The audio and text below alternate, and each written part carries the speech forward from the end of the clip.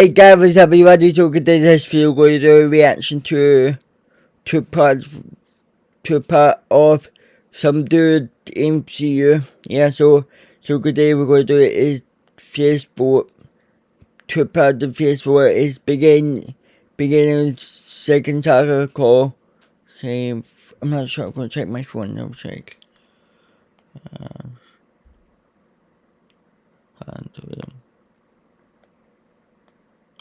It's called Infinity Gauntlet Saga. Yeah. So last today we're gonna reaction to two parts. So if you're curious how long this video, so it's clearly we're gonna reaction to two parts. So yeah. So let's go to the next reaction. Oops. Hello everyone. This will be phase 4 of my What If Marvel still had the rights to all of their characters. So that being Spider-Man, the X-Men, Fantastic Four, etc. Now without further delay, let's begin. Agents of S.H.I.E.L.D. Season 4 will be the first show of phase 4 and it'll roughly stay the same. What better movie to start the saga off with than The Amazing Spider-Man 4? And due to real-life events, Phase 4 will still be released in 2021. And the way I would start this movie would be similar to Spider-Man 2 PS5, in which we would be in a scene that would be the jungle, and we would pan down, and we would see none other than Kraven the Hunter, who appears to be on the hunt for somebody. And his introduction would be the same as it was in the Spider-Man 2 game, but we would see a figure approach Kraven. We won't see the figure's face, and Kraven is wondering who this guy must be. And so the figure would show Kraven a tablet in which would showcase footage of Spider-Man swinging through New York and stopping crime. Kraven would be intrigued and interested, as he feels as if he's at the peak of his abilities and he wants to challenge the strongest foe he can find, in which the figure that's being presented to him seems like a suitable challenge for Kraven the Hunter. And so the figure would then state that if you deal with him, you'll be paid handsomely. Kraven would then scoff and say that the money doesn't matter to him, but the challenge presented to him does intrigue him. And he will be making his way to America so he can meet this so-called Spider-Man and claim him as one of his prey. The scene would linger on, building up hype, until we would abruptly cut into the title card, and which would be followed up by the bustling streets of New York, where we would see chaos and mayhem arriving at the streets, and we would see Shocker, who is blasting away cars with his shock gauntlets, and we would peer up into the sky where we would see Spider-Man swinging down and land on a car next to Shocker. Spider-Man would remark, "Oh, come on, Herman, I thought you were on rehab." Herman would then remark back that rehab doesn't pay the bills, and then would use his shock gauntlets to aim towards Spider-Man. Spider-Man would dodge and crack a couple more jokes before engaging with a fight with Shocker. Shocker would then get a lucky shot and punch Spider-Man, sending him flying towards a building. Spider-Man would then leap out of that building and use one of the sewer lids to debilitate Shocker's gauntlets. This would work, and leaving Spider-Man with the opportunity to knock out Shocker and unmasking him, revealing Herman Schultz. Spider-Man would then web Shocker up, leaving him for the police to handle, and swing away. While Spider-Man is swinging away, he would talk to himself, saying how at least the world is still relatively the same after the Skrull invasion, and that even though the Skrulls tried to take over the government, he was glad that he, along with the Avengers, the X-Men, and the Fantastic Four, were able to stop them. And Spider-Man would stop at the top of a building, where he would also say how he can't believe that Norman got off scot-free, saying that he's been kidnapped by terrorists. What a load of bullshit. Spider-Man tried to out Norman as the Green Goblin, but no one really believed him, as Norman was seen as the hero who stopped the Skrull invasion, and it was Spider-Man's word against his. Spider-Man also would say how he wonders how Harry would feel about the situation, given how everyone thought Norman was dead for 5 years, and suddenly he just pops back up and appears in the right place at the right time. Even Tony Stark, who Peter told about the Brooklyn Bridge incident, tried to defend Spider-Man's claims, but the masses were still critical. Some would even suggest that Tony Stark might be doing this as a way to leech off of Norman Osborn, since Tony Stark isn't in the spotlight for once. After Norman stabs himself with his glider, Spider-Man removed the Goblin armor, which now at this point in time he knows was a stupid idea. So with no link to the Green Goblin and Norman Osborn was essentially a free man, which enraged Spider-Man because this was the man who killed his girlfriend, the love of his life, and he's just getting away with a pat on the back. All of this anger is just building up inside of Spider-Man, and we would see him clenching his fists in rage. That would be until he gets a call from Dr. Kurt Connors, who at this point has been long released from jail, as in my version of The Amazing Spider-Man, he didn't try to turn the whole city into lizards. And so Dr. Connors would call Peter to invite him to his lab, and Peter would agree, wanting to check up on the doctor. And so Peter would arrive at Dr. Connors' lab, and Dr. Connors would greet him, and Peter would ask what the doctor wanted to talk about. Dr. Connors would say that he knows that Peter has been feeling angry ever since the whole Norman fiasco, and actually wanted to offer his help as he discovered a secret Oscorp facility that's long been abandoned for years, and he discovered it by searching through his old files. He wanted to tell Peter this because this abandoned Oscorp facility could actually have some evidence proving Norman as the Green Goblin. Peter would be intrigued and would agree to go to this old facility. And so Peter would suit up as Spider-Man, and Dr. Connors would give him the location. And after a while, Spider-Man would arrive at the abandoned Oscorp lab, and he would look around in search of any evidence that could indict Norman as the Green Goblin.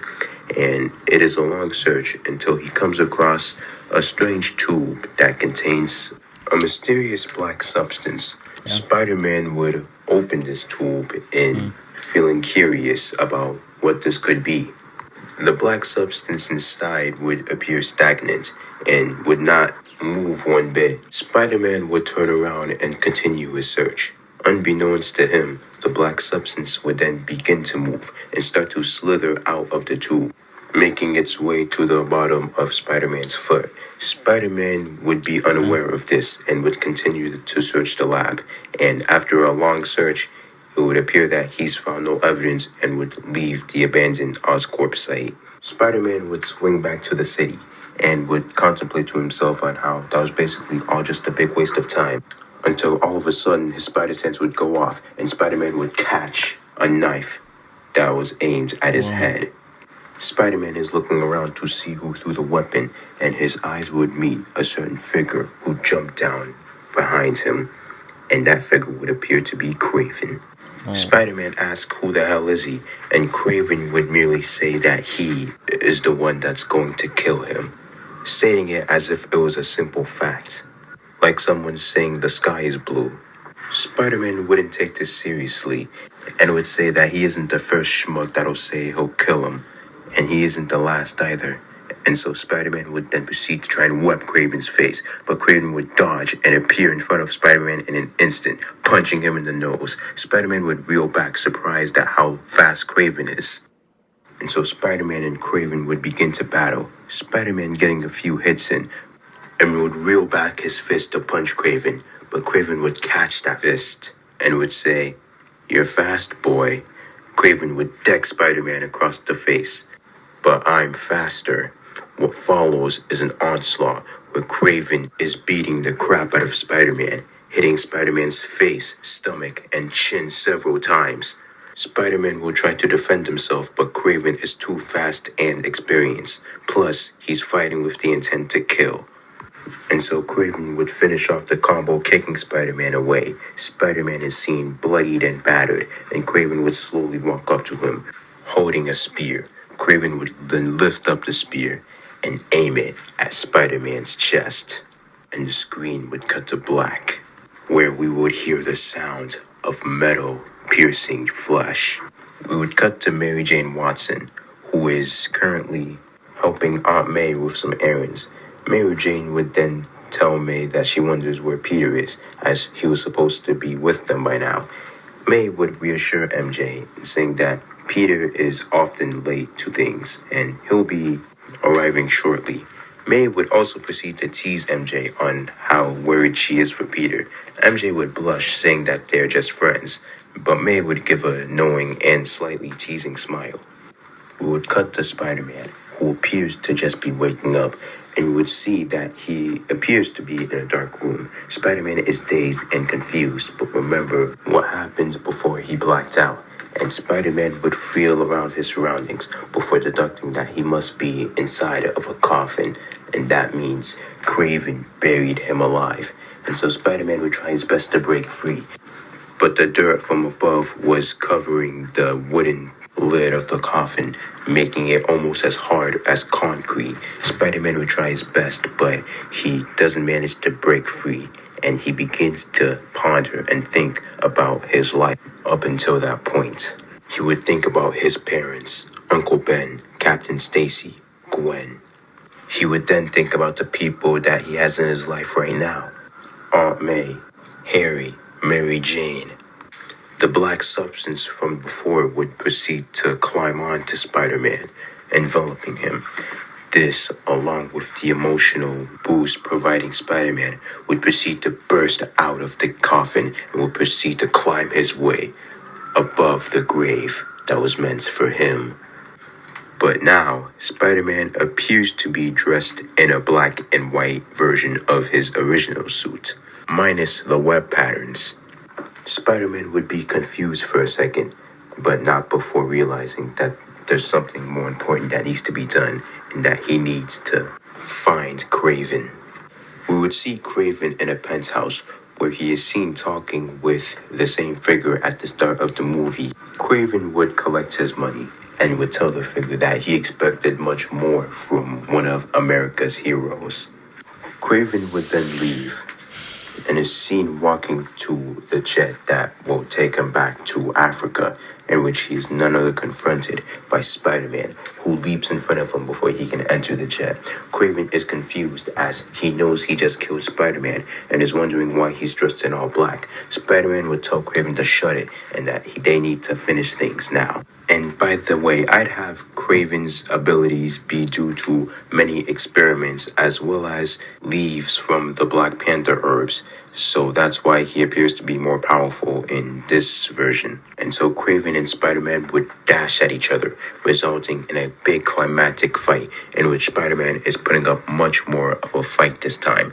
Craven appears to be getting overwhelmed, and Spider-Man would proceed to viciously assault Craven with a flurry of attacks, with Spider-Man finishing it off with an uppercut to the chin, sending Craven flying. Spider-Man would then appear to Craven and tell him who is the one that sent him. Craven would say that he'll never reveal his clients, and Spider-Man would proceed to knock him out and send him to the police. And so we would cut to a couple days later where Peter arrives at MJ's house, and MJ opens the door to find Peter and would berate him on how he hasn't contacted her for days and that she was getting worried about him. Peter would then reassure MJ that he's fine and would actually tell MJ that he needs to tell her something. And so Peter would close the door. MJ would ask Peter, "What's this about?" And Peter would reveal to MJ that he is Spider-Man, zipping down his hoodie, revealing the white spider emblem on his chest. MJ would be silent, and Peter would continue on saying that he didn't know how to tell her before, but after the incident with Craven, Peter realizes that he isn't invincible, and one of these goons might actually be able to do him in one day. And so he wants to tell MJ that before that can happen, he wanted to let her know his secret. MJ would still be silent, and Peter would begin to get nervous until Mary Jane would reveal that she's known all this time. Peter's face would drop and ask her when did she know. Mary Jane would tell Peter that she's had a feeling he's been hiding something. Plus, Peter isn't very good with keeping secrets. Peter would scratch his head, a bit flustered, until MJ would proceed to kiss him. Peter would be shocked at first and a bit hesitant, but then would later return the kiss, and then MJ would break away, remarking that since now that they're telling their secrets, she might as well reveal her as well. Peter and Mary Jane would proceed to kiss again, that is, until we would hear sirens in the distance, and Peter and MJ would break away. Peter would look out the window to see Shocker as well as Rhino causing havoc. Peter would look back at MJ, and MJ would tell him, "Go get him, Tiger." And with a smile, Peter would leap out of the window, donning his black Spider-Man suit and swinging towards the action. We would get a post-credit scene of Kraven being transported into a cell, and he would be taken into a room where we would see the same figure from the start of the movie appearing before him. Kraven would ask him what the hell is he doing here. The figure would ask Kraven how would he like to be a part of a special team. Kraven would be confused and would ask what kinds of team. And we would see the figure's face, revealing Kingpin. Kingpin would then say, "A team made for revenge."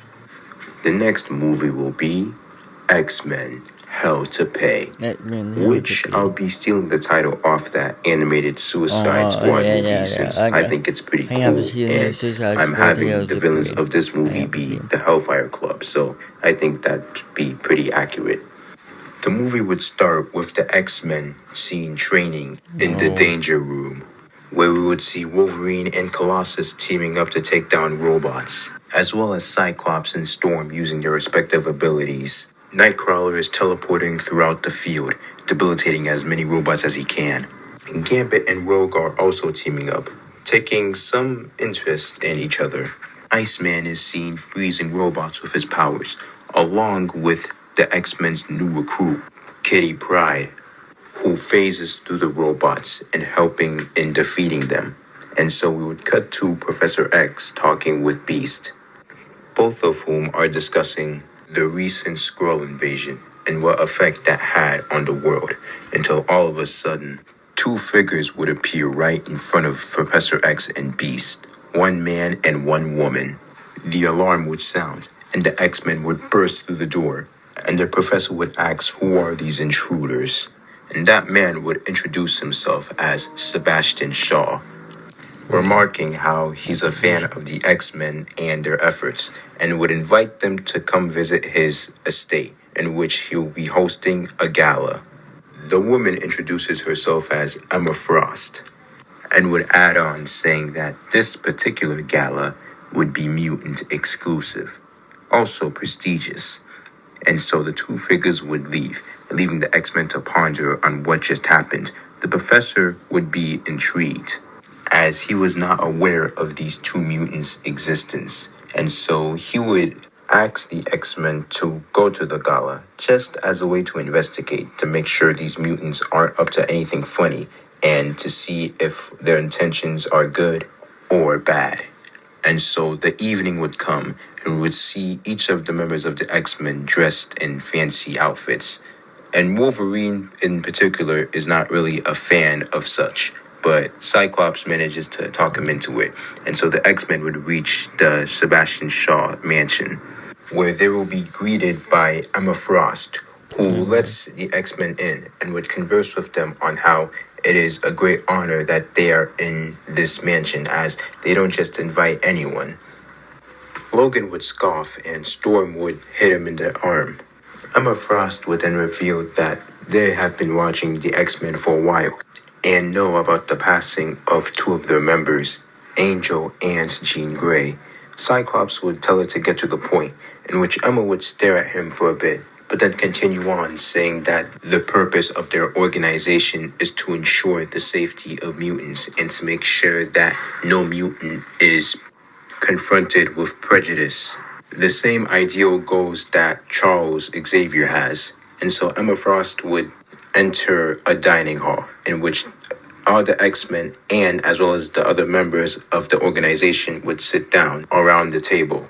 and Sebastian Shaw would tap his wine glass with a fork and would introduce himself further to the X-Men and stating how their idea is to ensure the safety of mutant kind, and with the X-Men's help, that idea might be able to come through fruition.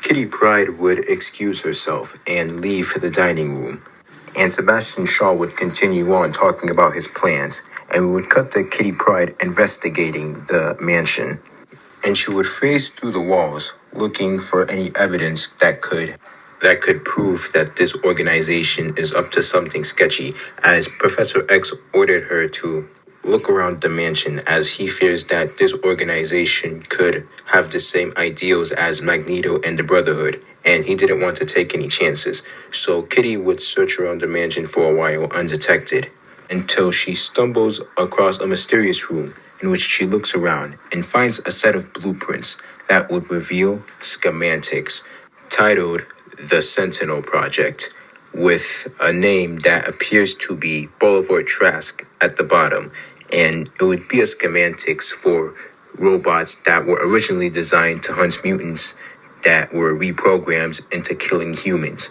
Kitty Pryde would see this and would grab the schematics and inform her team. That is until Emma Frost would appear right in the doorway in front of her and knocks her out using her powers of telepathy. We would cut to Sebastian Shaw still explaining his plans, and Wolverine would start to get bored and yawn loudly, which would annoy the Hellfire Club members such as Donald Pierce and Black Bishop. Colossus would start to get worried and offer to look for Kitty, as she's been gone for a while now.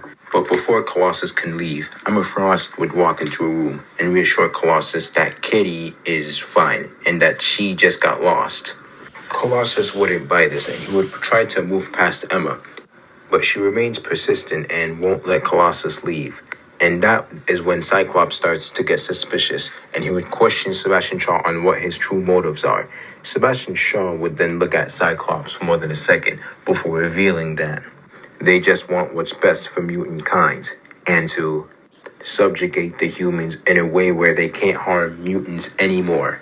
And so that would be the last straw. And Cyclops would say that they have all the evidence they need and that they're leaving now. Sebastian Shaw would counter, saying that, oh no, the X-Men aren't leaving until they make a decision. They are either with them or against them.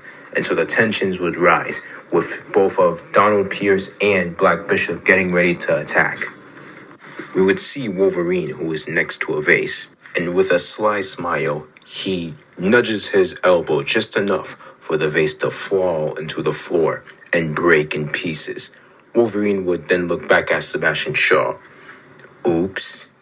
This will be the straw that breaks the camel's back, and Sebastian Shaw would blast away Wolverine using his energy powers. This would then result in the X-Men clashing with the Hellfire Club, and Sebastian Shaw would call in his minions to help aid the Hellfire Club in the battle, and so it is a grueling fight. Donald Pierce would tackle Wolverine and would proceed to punch him in the face multiple times until getting pulled off by Colossus, who clobbers Pierce. Storm would proceed to fight Black Bishop, who expands his body to unnatural sizes and rushes at Storm, who uses her lightning powers to shock him away, but it does no damage, as Black Bishop proceeds to body slam her into a wall. This would then lead into Iceman using his powers to try and freeze the Bishop, but it is no use, as the Bishop seems to be a tank, and he would dart towards Iceman before being stopped by Beast, who the Bishop manages to punch away, still charging at Iceman, and so Iceman would proceed to clash with the Bishop. Gambit and Rogue would handle Sebastian Shaw's minions, as Cyclops would use his optic lasers to blast Sebastian Shaw. Sebastian Shaw would counter this using his energy powers, and both of them would have a tug-of-war of beams. That is until Emma Frost would intervene and enter Cyclops' mind, where she would find many images of a certain red-headed girl. And so the fighting would persist until Nightcrawler would teleport across the mansion, debilitating any Hellfire Club members, and would proceed to teleport each of the X-Men away from the mansion and back into their X-Mansion. The X-Men, now back at the X-Mansion, would proceed to be worried about Kitty Pryde as she seems to be still trapped in Sebastian Shaw's mansion. And so with the help of Professor X, they managed to get a read on Kitty Pryde's location and how she's doing at the moment. And she appears to be trapped in what seems to be a dungeon of sorts. And this would enrage Colossus as those bastards have her held hostage. And so the X-Men would head back to the Sebastian Shaw estate where they are more prepared this time. And Sebastian Shaw would unleash prototype Sentinels, who will not be the final version of the Sentinel project, but just as beta tests, just to see if they're really optimal or not. And so this would be the X-Men's first time dealing with the Sentinels, and they would proceed to get overwhelmed as they never felt with anything like this before. And the Sentinels would slowly but surely defeat each of the X-Men members, and the X-Men would be imprisoned. And a few hours would go by until someone would eventually enter the dungeon, and that someone would appear to be Emma Frost. The team would tense up, but Emma would appear to help in freeing them and helping them escape. Cyclops in particular would ask why the hell is Emma Frost helping them, and Emma would reveal that she went through Cyclops' mind and was indulged in how true her feelings was for this particular girl. And you would see some romantic tension between both of Cyclops and Emma Frost, but the scene would then later shift into Sebastian Shaw, who is still in the mansion, but he would then be surprised by the X-Men and would be enraged at Emma Frost's betrayal. And so the battle would pursue with X-Men as well as Emma Frost versus Sebastian Shaw, Donald Pierce, Black Bishop, and the Sentinels. And this time, the X-Men are much more prepared and have fought the Sentinels now, so they know what to expect. And so the battles would be different, and the X-Men would proceed to come out on top, defeating Sebastian Shaw and his prototype Sentinels. And so the X-Men, after this triumph, would return back to the X-Mansion. And we would see Wolverine confronting Cyclops, saying that being part of this team was fun, but for right now, he needs to go on his own journey. Cyclops would respect this and proceed to shake Logan's hand, and Logan would depart from the X-Men. Storm would share the sentiment and remarking on how this battle would seem to never end, and she would also depart from the X-Men, going on her own way. And so now the entire X-Men roster would consist of Cyclops, Emma Frost, Kitty Pryde, Iceman, Beast, Gambit, Nightcrawler, Colossus, and Rogue. And so we would get a post-credit scene showing the destroyed Shaw estate, where we would see Sebastian Shaw slowly crawling out of the wreckage, and he would look up to see Magneto descending upon him. And so Magneto would land and look down at Sebastian Shaw with disgust. Magneto would say that he had better have a good reason for calling him, as he was in the middle of something important. Sebastian Shaw would then grab Magneto by the ankle and beg him for his help in taking revenge on the X-Men for ruining him. Magneto would shake away Sebastian Shaw's hands and would kneel down and would proceed to say that the X-Men are no longer of interest to him anymore, as he has more important matters to deal with in maintaining his new land.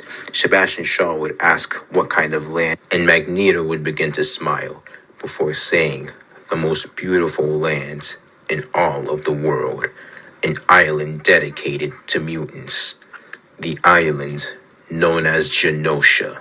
The next movie following will be The Wolverine 2, which would basically be a better version of the Wolverine movie that released in 2013 in the real world. And so in this movie, we would see Logan travel to Japan after his departure from the X-Men, where he would still meet Yukio, and Silver Samurai will still be the main villain, as well as Viper, who will be revealed to have some ties to Hydra in this movie. Hydra not being completely dead, but still just barely surviving. I'd also have Lady Deathstrike be featured in this movie as another antagonist for Logan to beat. And so the movie wouldn't end with Wolverine losing his claws. He'll just find another way to beat Silver Samurai. And besides those changes, the movie would basically be the same.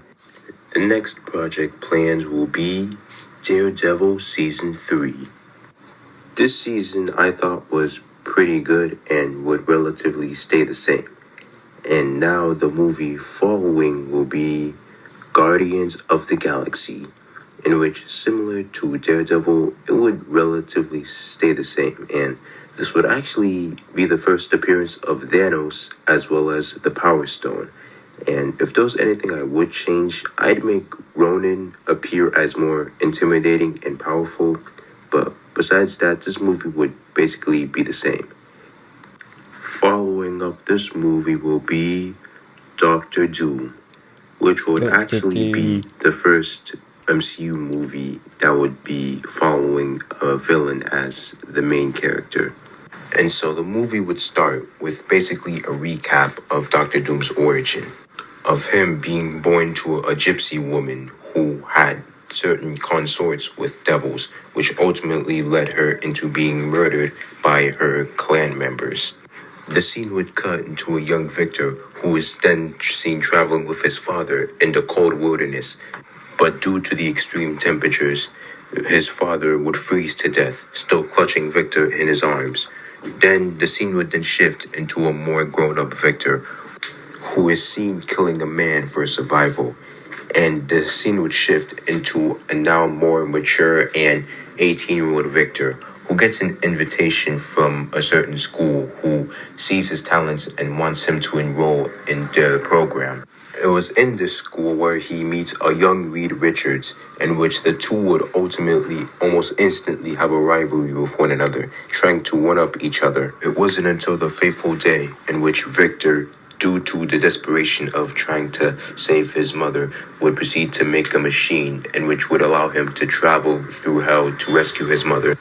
Reed would say how this isn't a good idea, but Victor would ignore him, seeing Reed as jealous, until the machine would ultimately malfunction and thus scarring Victor's face for life, until he would then leave the university and travel to the mountains, in which he would be trained by monks and have a new suit forged.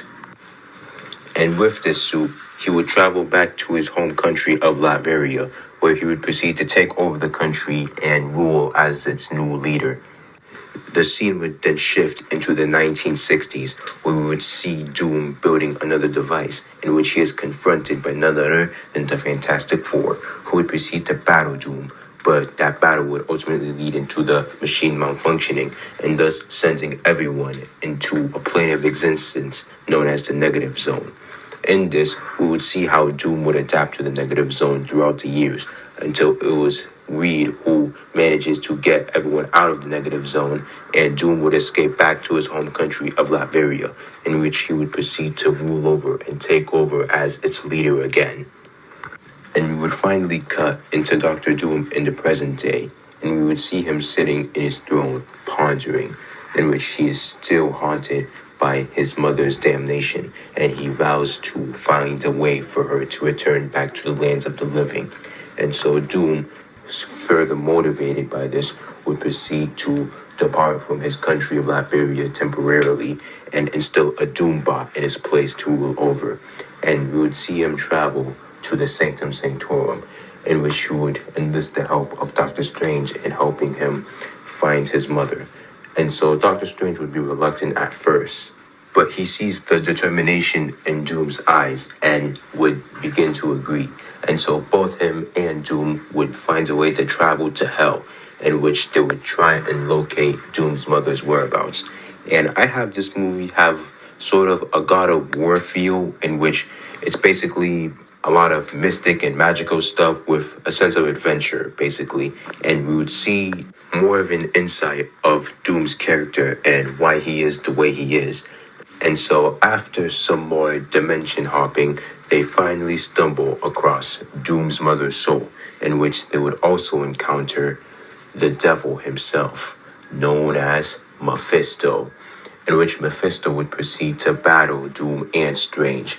And I'd have this battle pretty much be the most fantastical one we've seen in the MCU, with lasers flying out of hands and people just punching each other and flying through rocks. I mean, come on, it's a superhero movie, let's just make it a superhero movie. So it'll basically be similar to a DBZ fight in which everything is just like happening all at the same time, and all of these magic users are basically going ham at each other. Like Mephisto will attempt to throw a fireball at Strange, but Strange would block using one of his magic shields. This would cause Mephisto to enlarge his fist and punch Strange away, sending him flying a dozen feet. And so Doom would attempt to assist and try and blast Mephisto away, but Mephisto would appear in front of Doom and tug at his cape and spin him around relentlessly before releasing, sending Doom flying through a dozen rocks. And so the battle would persist throughout the majority of the landscape of hell before it would finally end with Doom and Strange managing to subdue Mephisto, in which would allow Doom to claim his mother's soul before his mother would then take manifestation and reveal herself as a true state. And in this scene, we would basically get like one of those cheesy scenes in which Doom would reunite with his mother, and his mother would say that her time on Earth is gone and that Doom would need to learn to move on. And so Doom, with a heavy heart, would let his mother go, and his mother's soul would drift into little particles and fly up into the air. And so Doom and Strange would manage to escape hell together, in which Doom would return back to Latveria with a new appreciation of life. The next movie of this phase will be Captain America, Serpent Society. And since Steve Rogers is still Captain America, he hasn't given up the mantle. He's still going to be the main focus of this movie. And I'd have this movie be more of a suspense thriller in which we would see Captain America being confronted by this mysterious xenophobic group known as the Serpent Society. And I'd have the Serpent Society basically be Captain America's version of the Court of Owls, where we would see Captain America investigating this new group on the rise who appears to be having some ties with Hydra. And so we would see Cap looking for any evidence that he can find until he is then later confronted by the members of the Serpent Society, who we would know as King Cobra and Viper, who would proceed to have a battle with Captain America. And Captain America appears to have the upper hand until the other members of the Serpent Society would come forth and would proceed to overwhelm Captain America, knocking him out and taking him captive. And so Falcon would be suspicious of this and would enlist the help of Black Widow as well as Agent 13 in helping him find where Captain America is.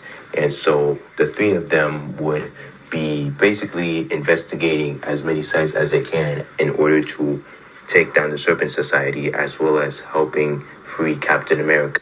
This movie would also feature Norman Osborn, as he is seen as the public's hero, and he is also seen as one of the Serpent Society's main targets. I'd also have Winter Soldier be a part of this movie, as he would be sent by Norman Osborn to help take care of the Serpent Society, as well as Bucky, who still has his memory, would want to help Steve and would want to later apologize for his actions, even though he wasn't in control of them. And so we would cut to Steve, who is still being held captive by the Serpent Society, in which the Serpent Society would be playing certain mental games as a way to make Captain America lose his sanity and further prove their ideals. And of course, Falcon, Black Widow, Agent 13, as well as Winter Soldier would manage to break into the Serpent Society headquarters and would manage to free Captain America, which would lead into an ultimate final battle between Captain America, Falcon, Agent 13, Black Widow, Winter Soldier, and the Serpent Society. And it is a long-fought battle until Team Captain America manages to get the upper hand and subdue the Serpent Society. And now Captain America will be fighting King Cobra one-on-one. And it is a hard fight until Captain America would manage to get the upper hand and King Cobra would be on his knees, in which Captain America would choose to spare him and explain his ideals, as well as his hope for his country's better future. And we would see King Cobra start to sympathize with this, in which we would see a bit of glimmer in his eyes, as if he was willing to change his ways. until all of a sudden a missile would come flying past Captain America and aiming at King Cobra's head. The missile would connect, and King Cobra's head would be blown off, his body falling limply to the ground. Captain America would look on in shock and horror and would dart his head to see who shot that missile until he would look up to see Iron Man.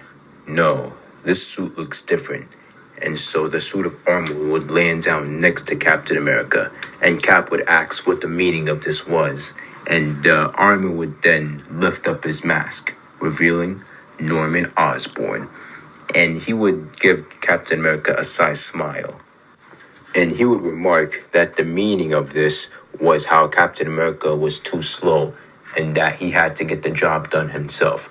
And so a couple of other soldiers would then enter the headquarters, and Norman Osborn would tell them to clean up the mess, in which they would.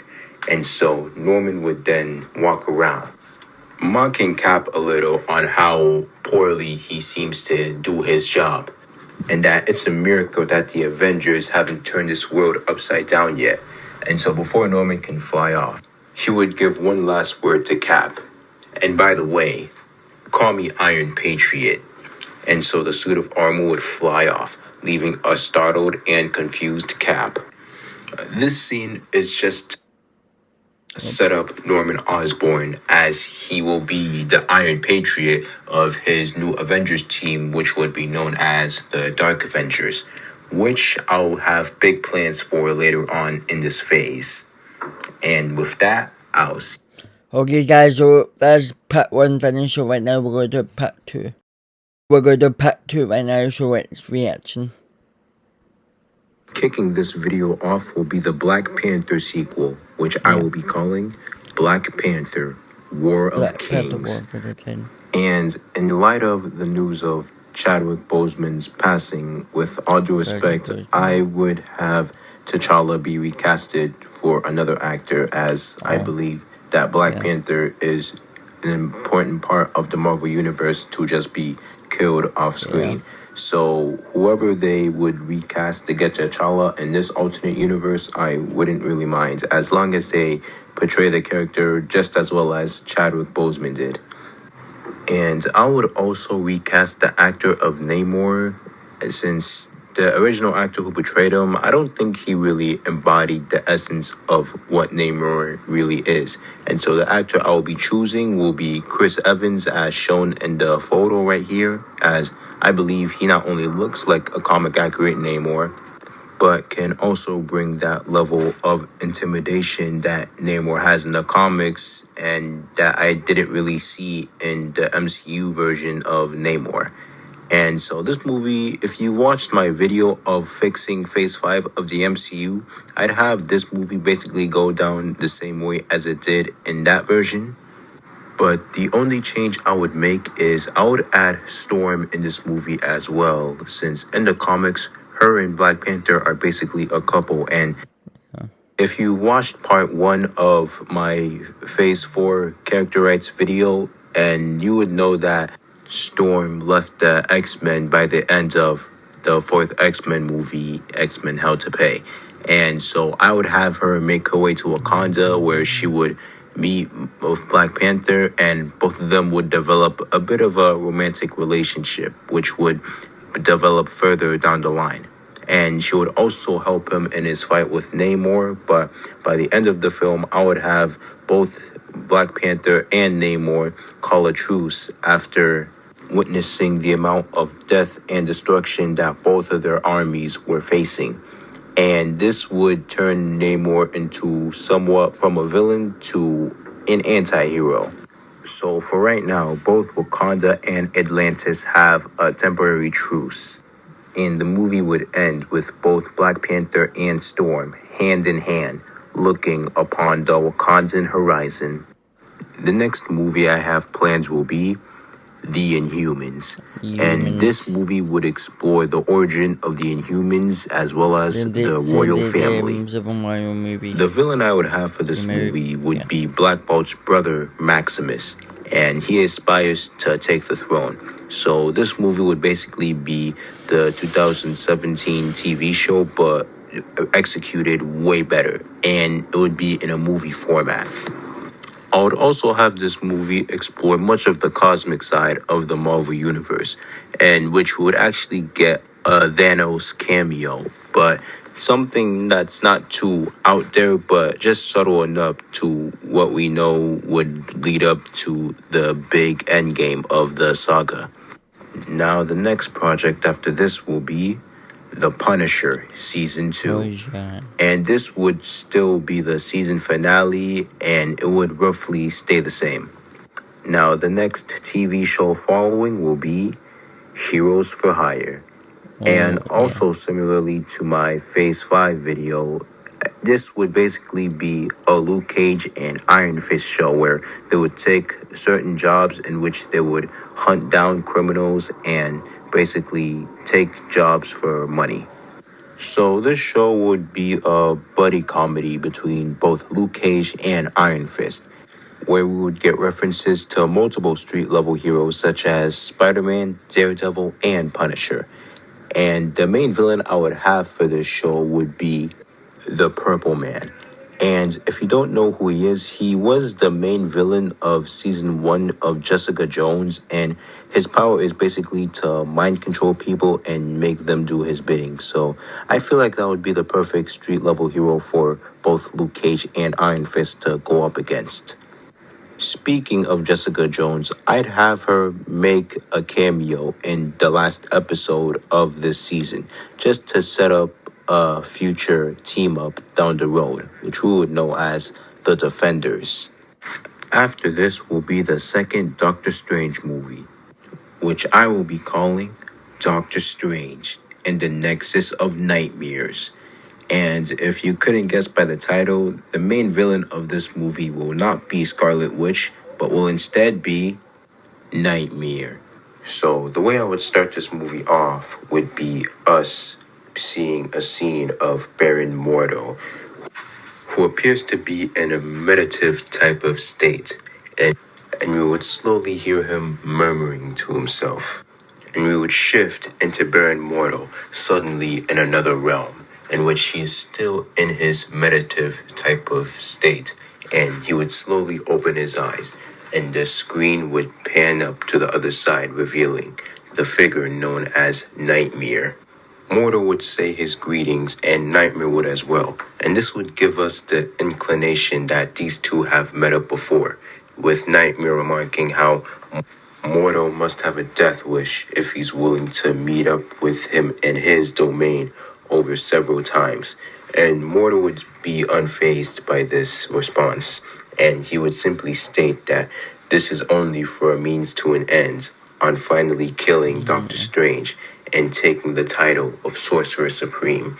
Nightmare would laugh at this, and Mordo would ask him if he has regained his full power yet. Nightmare would cease his laughing and would grimly remark that it is still a long ways to go before he is finally built up enough energy to be as powerful as he was once before. And Mordo would ask Nightmare what he needs to regain his previous strength.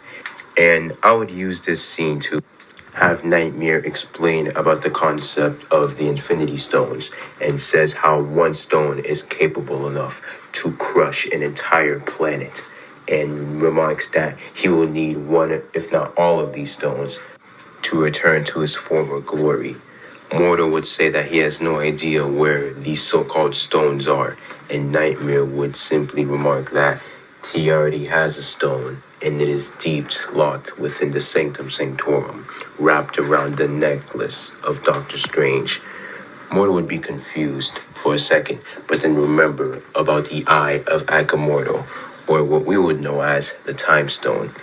So Mordo and Nightmare would join forces in order to take the Eye of Agamotto, as well as killing Stephen Strange.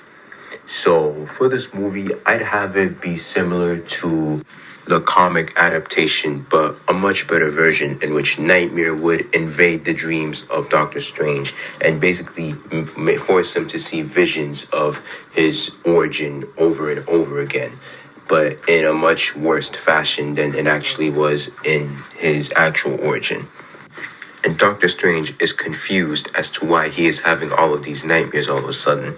And he would visit his library as a means to find any references to his dilemma until he would stumble across a book that would reveal the origin as well as the exposition of the being known as Nightmare. And so Doctor Strange would read this book and would finally decide to confront the being himself and enter into his domain. And Doctor Strange would also bring along Wong with him because, Wong's just that guy. And both of them would travel to the Nightmare Realm using the sling ring. And the way I would portray this would have many horror elements in which you don't even know what to expect. And so I want the Nightmare Realm to feel like this grim and dark place in which basically there is no hope.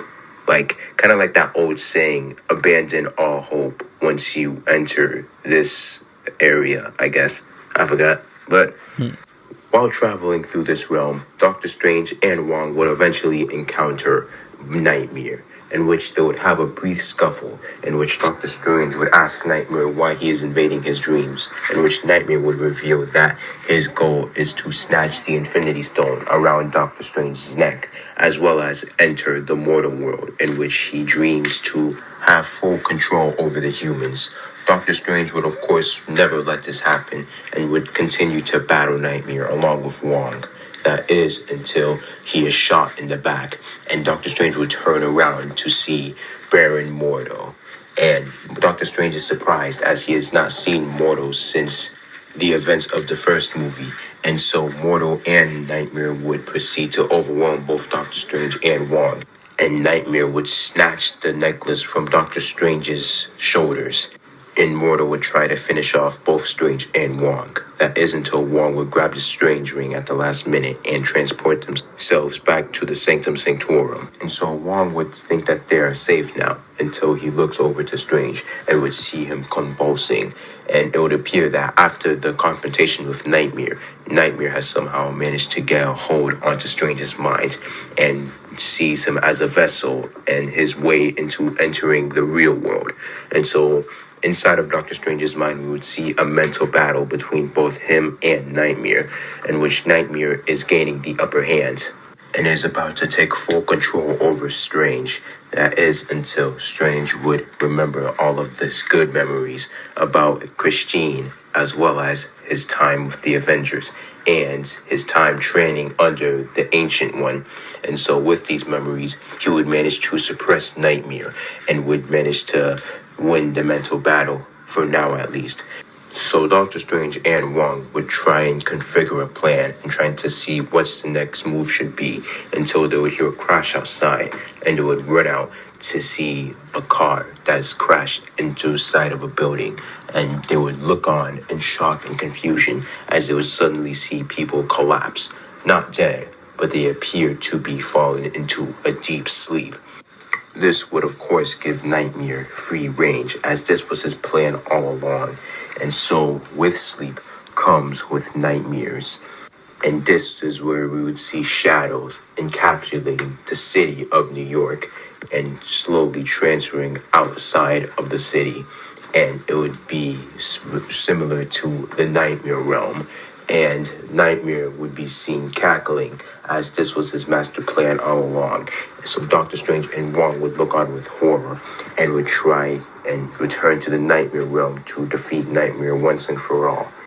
And amongst the real world, we would see these manifestations, creatures that would roam the streets, and we would see the remaining sorcerers of the Sanctorum proceed to defend the streets and defeat those creatures, whilst we would also catch Doctor Strange and Wong traveling through the Nightmare realm and confronting both Nightmare and Baron Mordo, in which they would proceed to have their final clash. Nightmare, who is much more powerful as he has managed to cast the world under a deep sleep, multiplying his power by thousands, And there would be a very tough fight, with Nightmare proceeding to have another mental battle with Strange. And Strange would have a much tougher fight this time, and Nightmare would almost proceed to overcome him.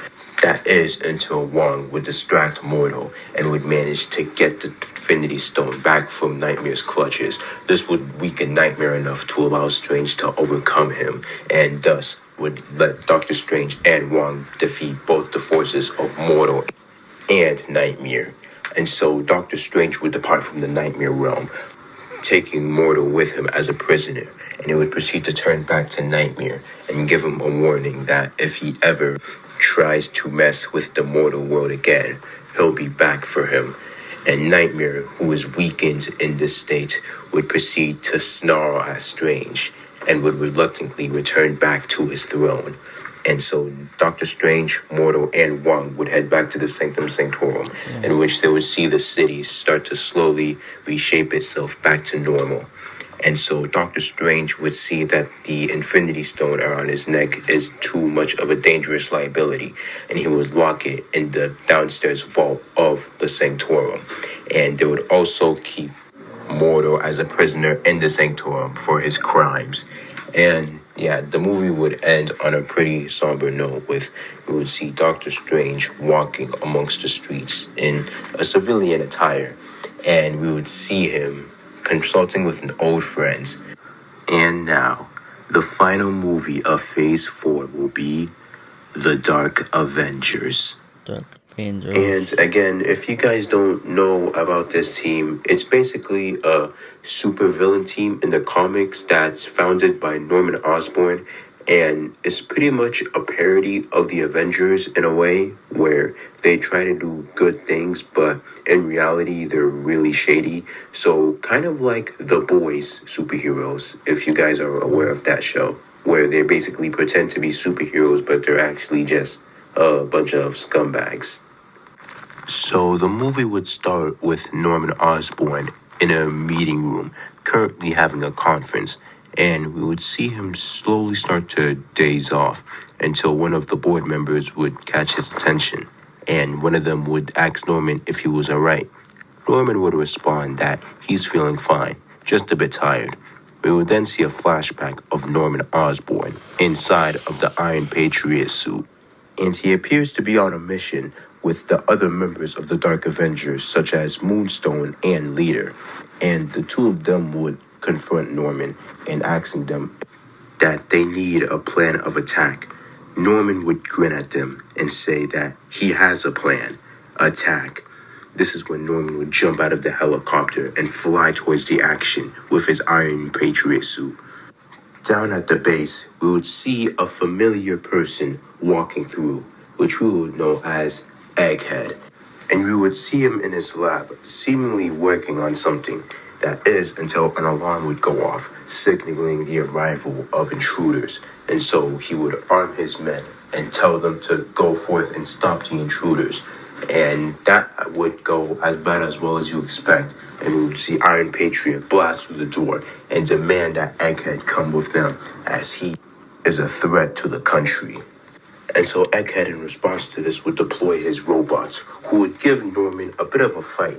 That is until the rest of the Dark Avengers managed to break into the base as well, such as Moonstone, Bullseye, and Abomination. And with the combined forces of all four of them, they managed to subdue Egghead's robots and take him into custody. After this, we would cut back to Norman in the conference room, where we would also see Justin Hammer in the meeting as well. And it would be revealed that Oscorp has signed a joint venture with HammerTech as a way to further develop their technology and try and compete with Stark Industries. And so the conference meeting would end, and we would see Norman start to walk out the room. That is until Justin Hammer would catch up to him and would ask Norman if he could speak to him for a second. Norman would reluctantly agree, and both of them would enter a private office, where Justin Hammer would discuss the recent rise in supervillain activity and ask Norman what he plans to do about it. Norman would say that his team has it handled, in which Justin Hammer would scoff a bit. before handing him some files, remarking that there's also a new freak on the rise who calls himself Count Nefaria. Norman Osborn would look at these files in intrigue, and Justin Hammer would continue on saying that he also has a little team of his own who calls themselves the Lethal Legion. And we can hear a bit of sarcasm at the end of that sentence from Hammer. Norman Osborn would say that his team would look into it, and both of them would go on their separate ways.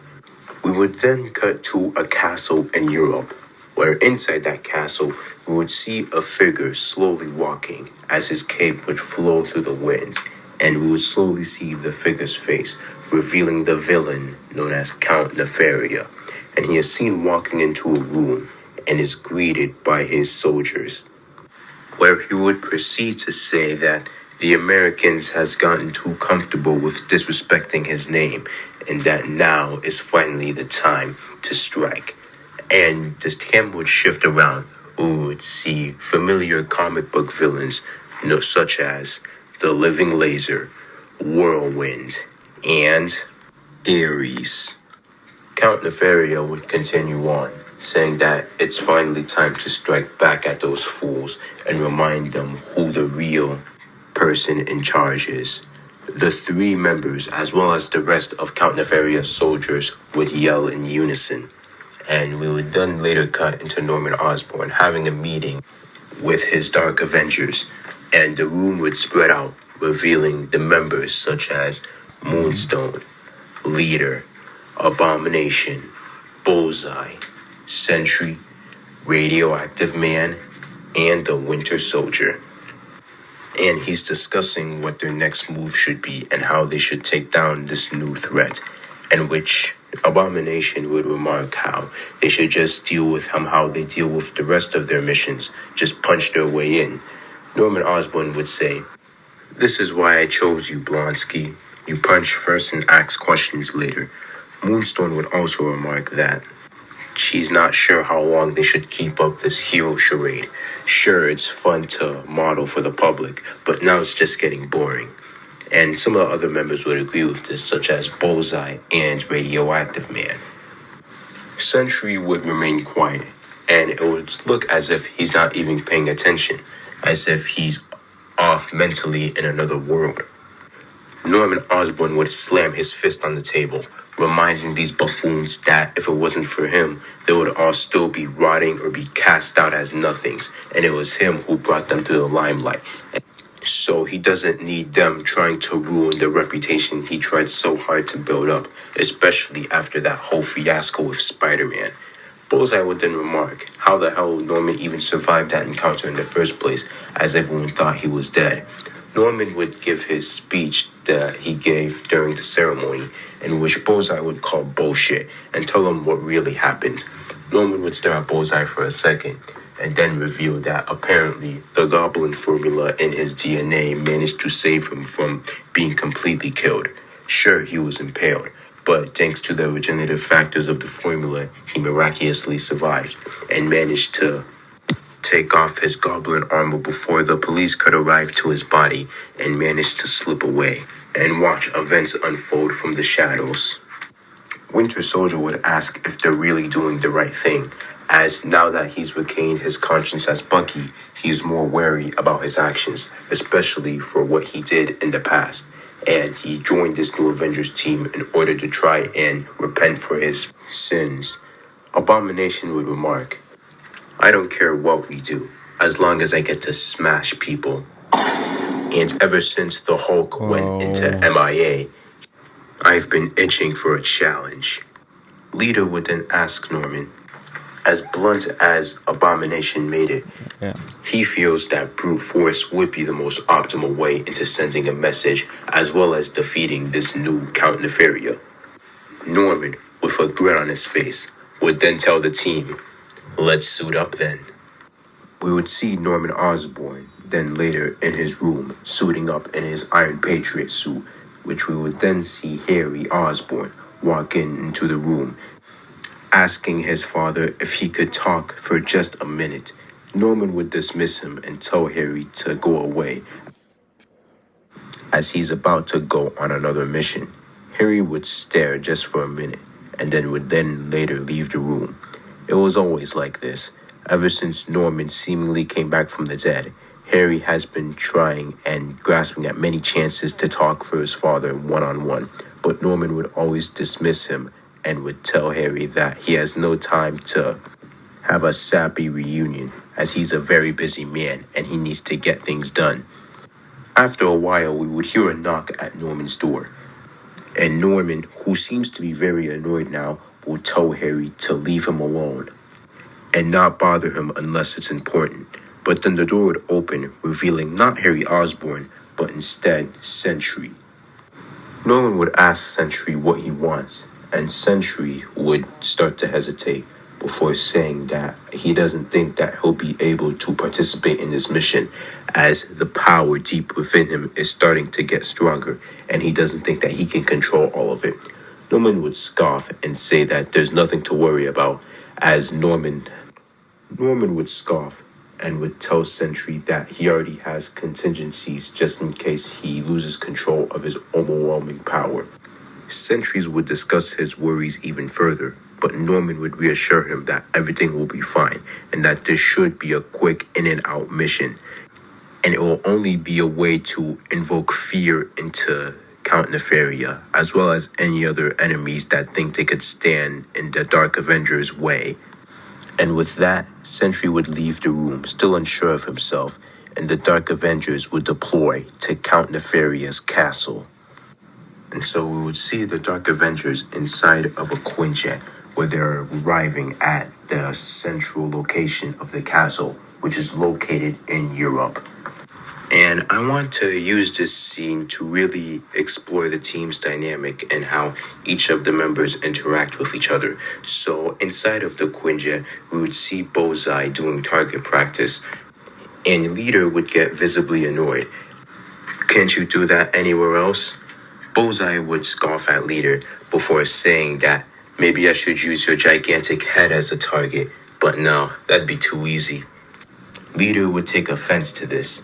For your information, I am one of, if not the smartest being on this planet, whilst you, on the other hand, are a low-life street marksman.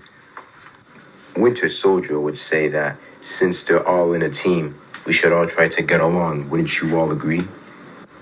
Moonstone laughs.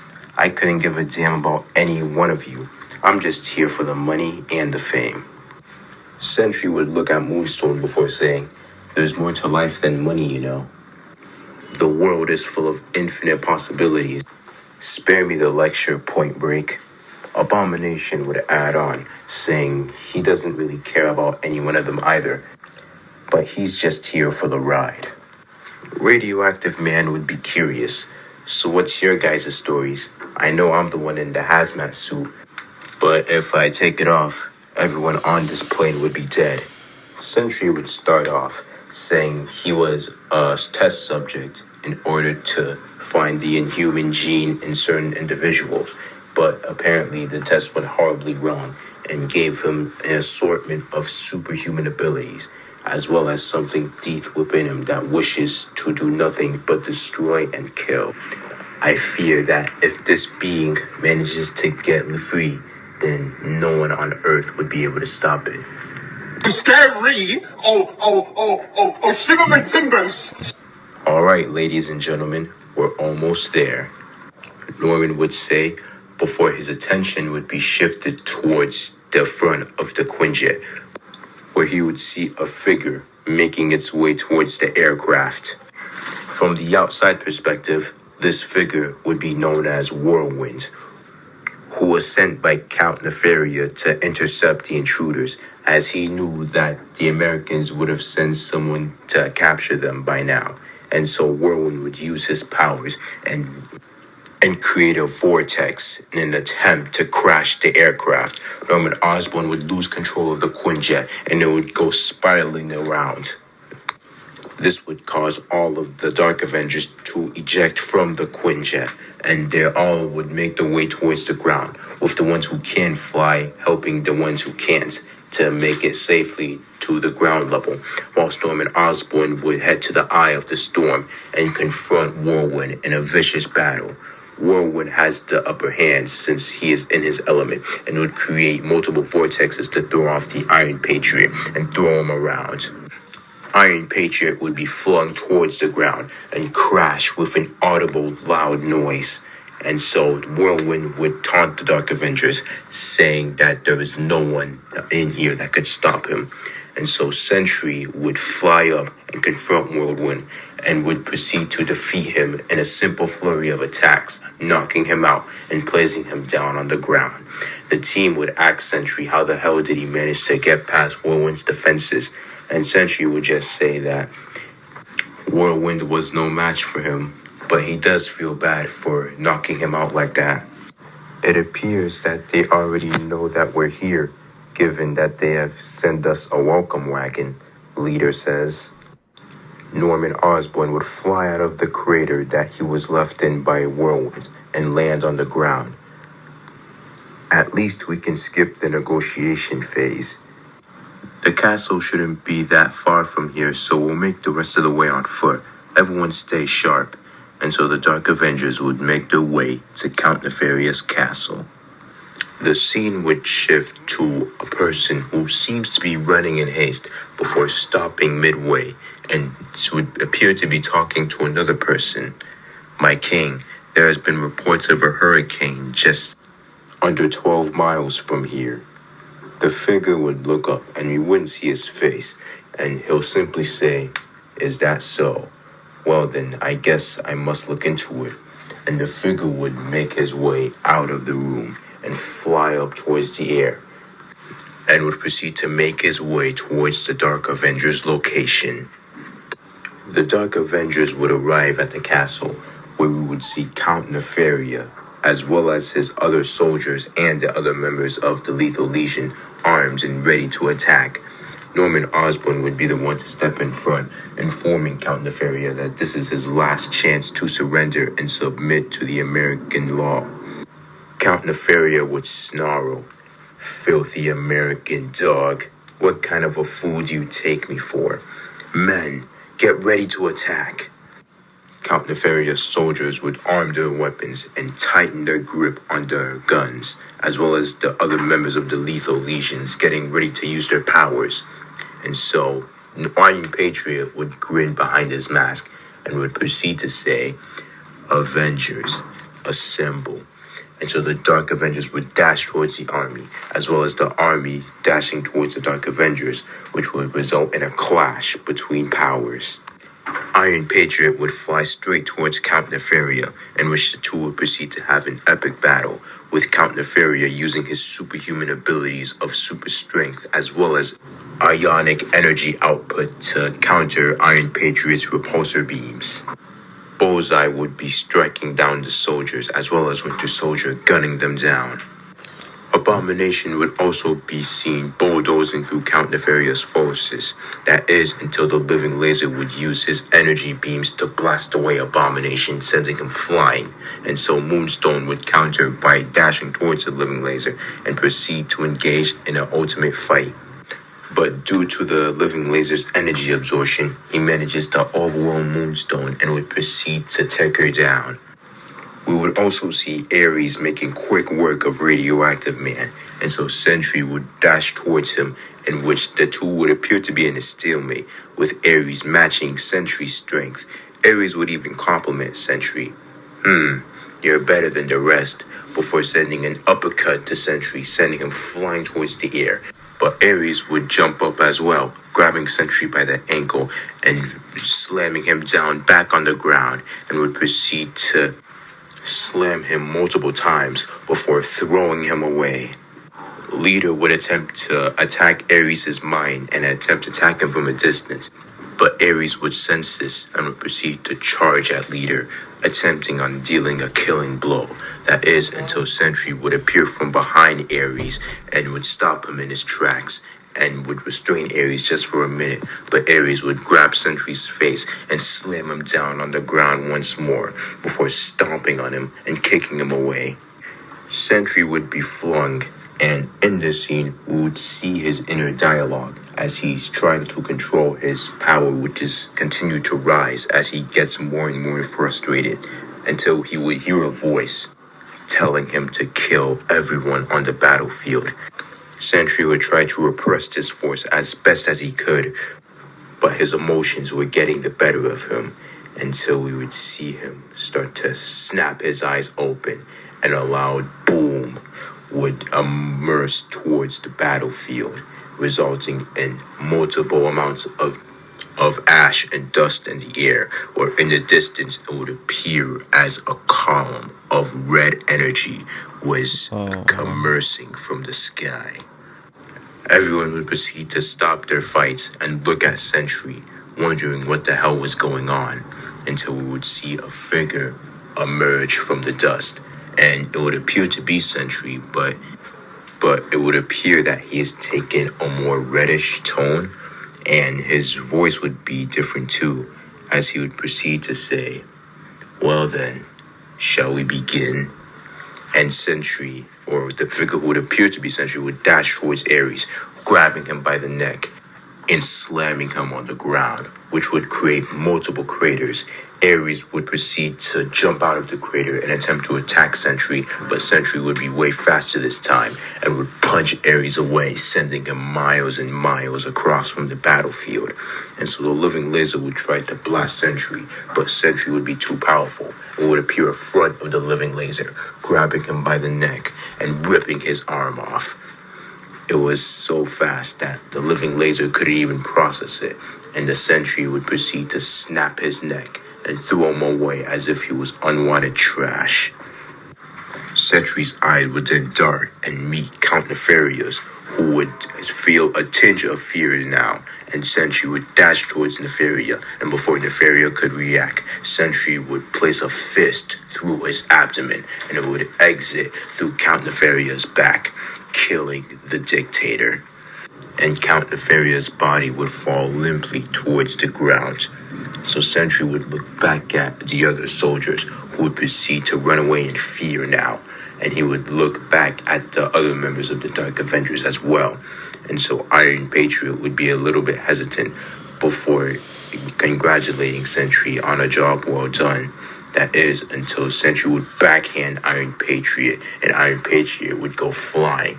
The other members of the team would tense up, and Sentry would begin to say, "The man that you once knew is taking a little break right now, and so I am here in his stead. You can call me the Void." And as if on cue, the Void would dash towards the team, attempting on killing each and every one of them. That is, until Iron Patriot would tackle Sentry and use his unibeams to try and restrain him and blast him away. This would send Sentry flying a couple dozen feet, but he would use his arms to block the unibeam. Until Iron Patriot would also activate his missiles and aim it towards Sentry, which would debilitate him enough to send him flying a couple fields. Moonstone would ask Iron Patriot, "What now, genius?" Iron Patriot would look at Moonstone, and he would proceed to about to answer. That is, until he would look up, and it would appear as if Norman Osborn behind the mask would have seen a ghost. Shit. Moonstone would ask Iron Patriot, "What is it?" before she would look up as well, and would say, "Oh, you gotta be kidding me." Up in the sky, we would see a figure making its way towards the Dark Avengers, and it would appear to be Thor. Bullseye would ask Iron Patriot where the hell they were again, and Iron Patriot would scan the map and would realize that this was near the new settlement that Thor and the Asgardians have placed New Asgard in, and would proceed to scold himself on not even checking on the information before. And so Thor, up in the air, would use his powers to summon lightning and dash towards the Dark Avengers, landing his hammer with an audible crack and crash, scattering the Dark Avengers, sending each and one of them flying into opposite directions. "What is the meaning of this?" says Thor. Iron Patriot would try and regain his footing. That is, until his head would dart towards the location where he sent Sentry, and as if on cue, the Void would come flying towards the area, and he would land with a loud crash in front of Thor. The Void would emerge from the dust and would look at Thor, proceeding to say, "Well then, this is a surprise. I wonder what it must feel like to kill a god. Let me find out." Thor would be unfazed and would dash at the Void. The Void would do the same, resulting in an ultimate clash between power versus malice. Thor would strike Sentry using Mjolnir, but Sentry would tank it and would proceed to dash at Thor, punching him in the face.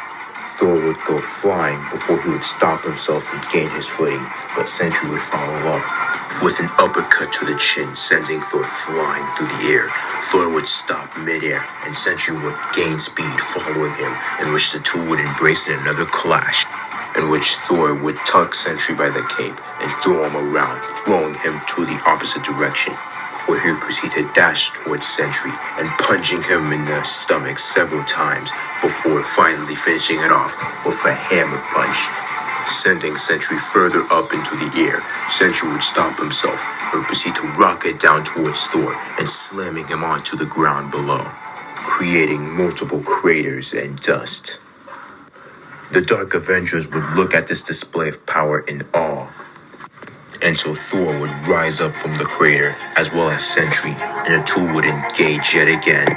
Thor would proceed to throw Mjolnir at Sentry, who would dodge, and would proceed to dash towards Thor, and engage him with a flurry of attacks, before Thor would call back Mjolnir, and it would hit Sentry in the back of the head, stunning him a bit, which would allow Thor to follow up with the combo by slamming Mjolnir up against Sentry's nose.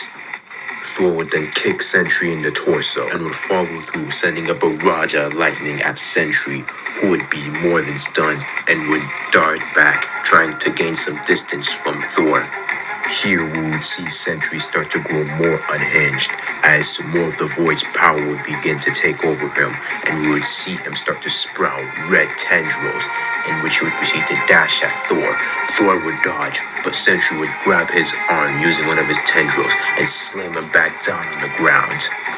The Void would then proceed to wrap his tendrils around Thor's neck, attempting to strangle him. That is until Ares would come from behind Sentry and backhands him, sending him flying. Thor would get up and look at Ares, unsure whether to make of this new opponent as his ally or his enemy.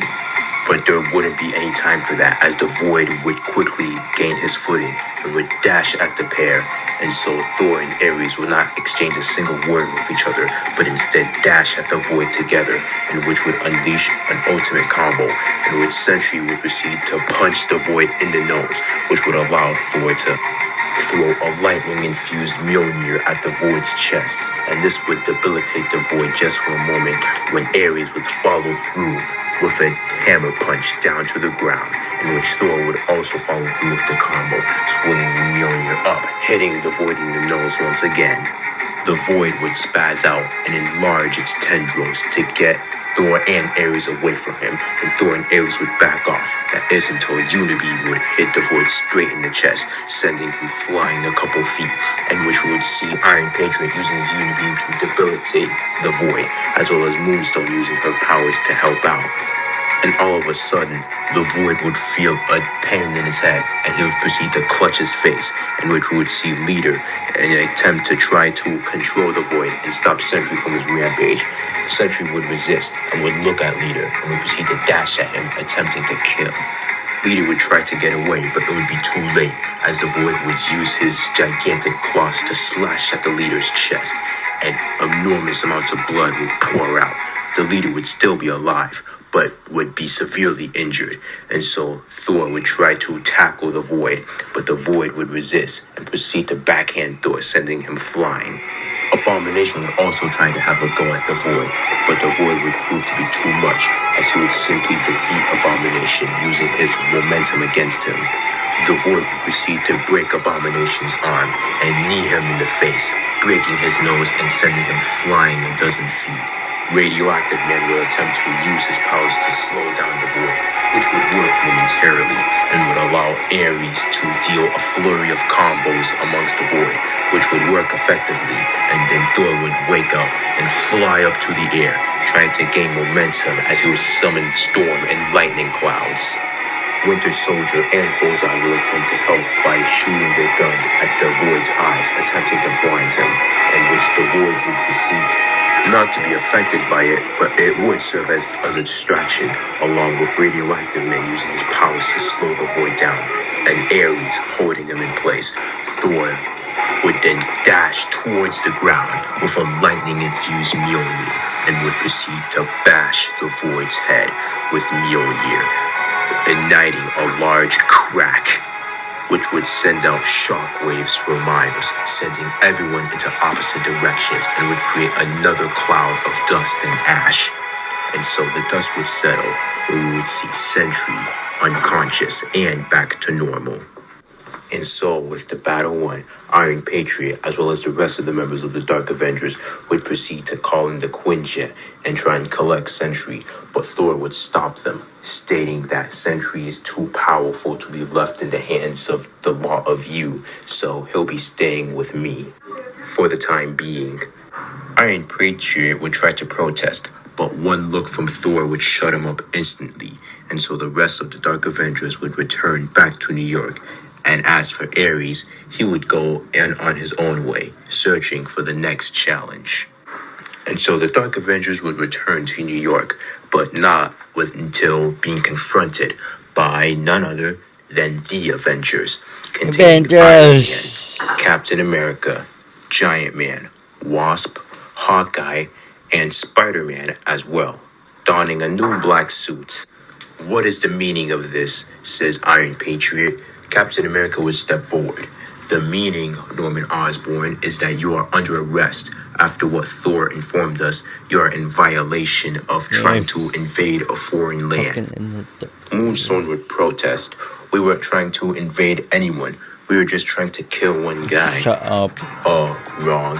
Invading literally means forcibly intruding onto another land and causing destruction, which I'm pretty sure all of you did. So yeah, you guys are under arrest. Iron Patriot would snarl. I'd like to see you bastards try, which would result in a final clash between the Avengers and the Dark Avengers. But due to the Dark Avengers' recent battle with Sentry, they are all tired, and the Avengers would manage to take them down in a swift motion.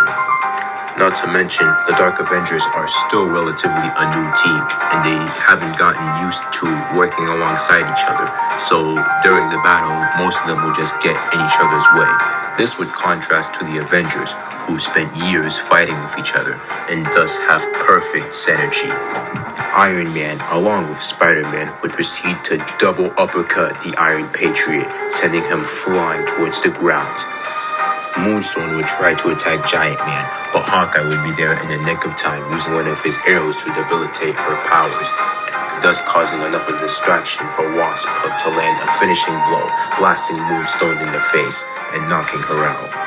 Abomination is handicapped due to his broken arm from Sentry, which would allow Giant Man to swiftly defeat him by punching him down into the earth, creating a crater.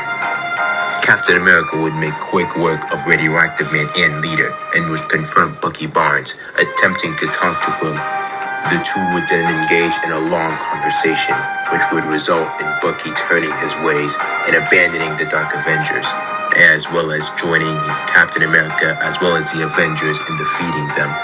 Iron Patriot would be enraged and would attempt to attack Bucky, but that would be until Iron Man would blast him away using his Unibeam, and Spider-Man would follow through with a kick to Iron Patriot's face, knocking his helmet off of his head. Iron Patriot would be down on the ground, defeated, and would look up to see the Avengers standing over him. Bullseye, after seeing the display of Sentry as well as the carnage before him, would slip away from the battle, deciding that it isn't worth it, and would go away undetected. Norman Osborn would be on the ground, defeated, and on his knees. He would look up at Spider-Man. Norman would snarl at disgust and spit at Spider-Man's feet. This would result in Spider-Man knocking Norman out with a swift punch, ending the battle. and thus the Dark Avengers would be taken into custody. And we would see a scene of Justin Hammer watching the news of the Dark Avengers getting arrested with a smile on his face, as this would be revealed to be his plan all along, to get Norman out of the way so he can take full control over Oscorp. We would also see Harry watching the news as well. Depressed as ever, we would see him drinking a mysterious green liquid, and it would look as if it was not his first time indulging in such a product. And we would look deeper into his eyes, where we would see tints of green in them, and he would slowly start to smile. And so the screen would cut to black. And we would also get a post-credit scene of Thanos walking towards a room where he would house the Infinity Gauntlet. He would put it on, mumbling to himself, "Fine, I'll do it myself." End scene. Well, that was my That's a reaction to the SomeDude's MCU PS4 beginning Saga 2 Cold and Infinity Gauntlet Saga. So we got his movie, the PS4 had the main Spider-Man 4, Hickman, Hell Ripper Prey, Wolverine 2, Guardians of the Galaxy, Doctor Doom, Cap Megas Disciplinary Society, Black Panther 10, Black Panther 1 and 10, Inhumans, Doctor Strange in the Airs of Namios, Dark Avengers, the name had the TV show like Agent Shield, Daredevil Season 3, Punisher Season 2, and Hero for Hire Season 1. So that's it in the video reaction, you guys. Some do the MCU phase for beginning Saga 2. So tomorrow will be in phase 5, so I'm very safe for that. So hope you enjoyed the video, mention on the thumbs up and comment below if you click wait for longest videos, because I love for longest video, but I think it's really fun, like once to a video, he done the longest videos, yeah, so here is, so I'll see you tomorrow, eh? See you tomorrow.